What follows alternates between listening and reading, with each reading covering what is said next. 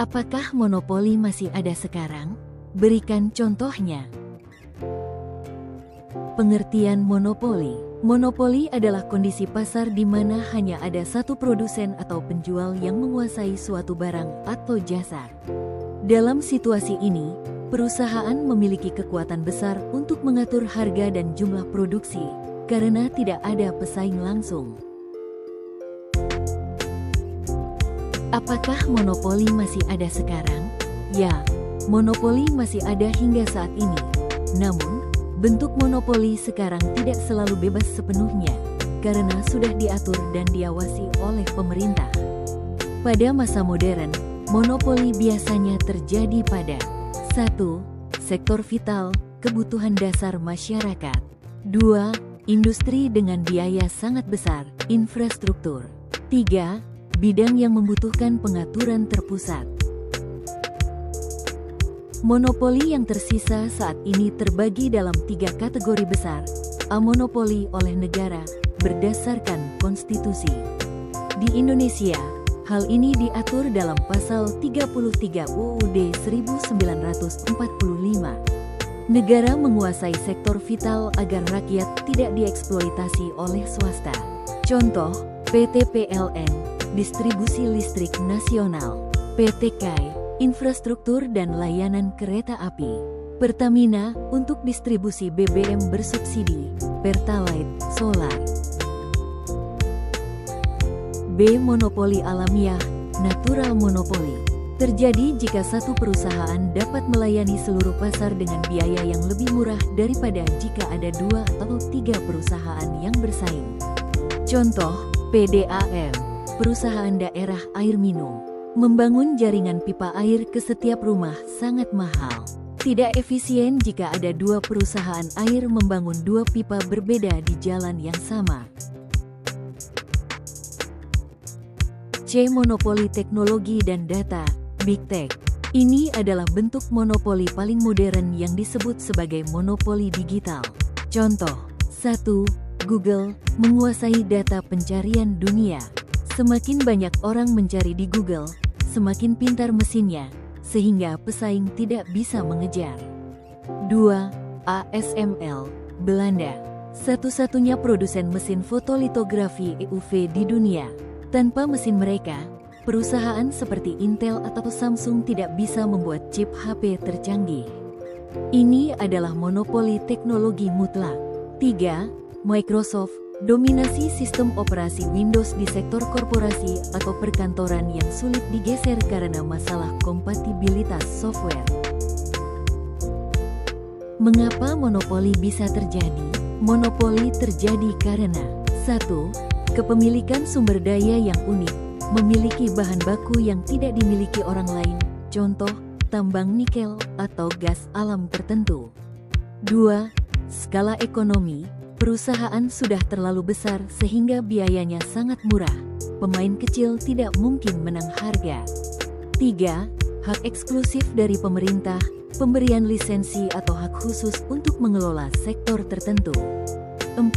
Paten dan hak cipta, perlindungan hukum atas karya atau penemuan baru.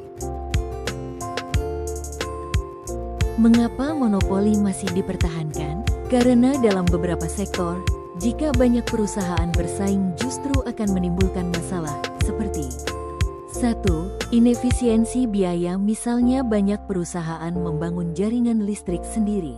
2. Ketidakteraturan layanan sistem menjadi tidak terkoordinasi. 3. Distribusi tidak merata, daerah terpencil bisa tidak terlayani.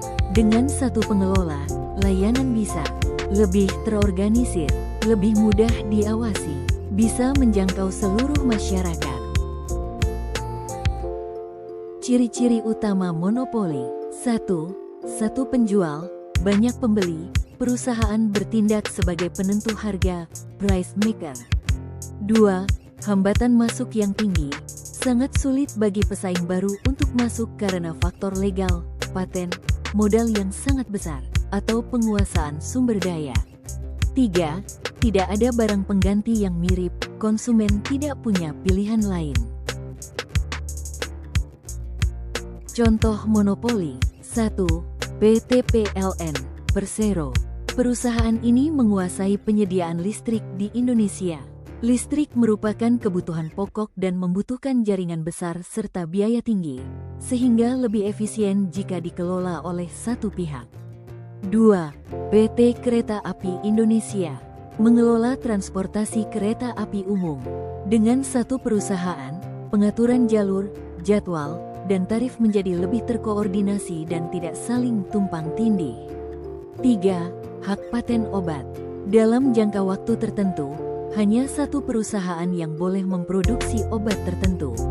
Ini termasuk monopoli yang dilindungi hukum untuk mendorong inovasi. Dampak positif, keuntungan, efisiensi nasional, menghindari pemborosan infrastruktur yang tumpang tindih. Inovasi terjamin, keuntungan besar yang didapat digunakan untuk riset dan pengembangan, R&D, yang memakan biaya miliaran. Stabilitas, harga layanan publik, seperti tarif dasar listrik, dapat dikendalikan oleh pemerintah. Dampak negatif, kerugian, eksploitasi konsumen, ada kecenderungan perusahaan menetapkan harga yang tinggi untuk meraup untung maksimal. Inefisiensi X, tanpa persaingan, perusahaan seringkali menjadi malas, birokratis, dan pelayanannya tidak ramah karena konsumen terpaksa menggunakan jasa mereka. Pilihan terbatas, konsumen tidak memiliki kebebasan untuk memilih kualitas atau harga yang lebih bersaing.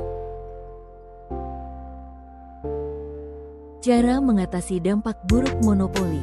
Pemerintah memiliki peran penting untuk menyeimbangkan pasar melalui Undang-Undang Anti Monopoli. Di Indonesia diatur dalam UU No.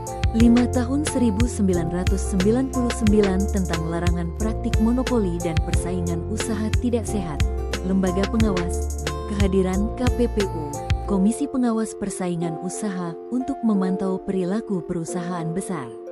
Penetapan harga maksimum, pemerintah menentukan tarif batas atas agar perusahaan tidak menaikkan harga seenaknya.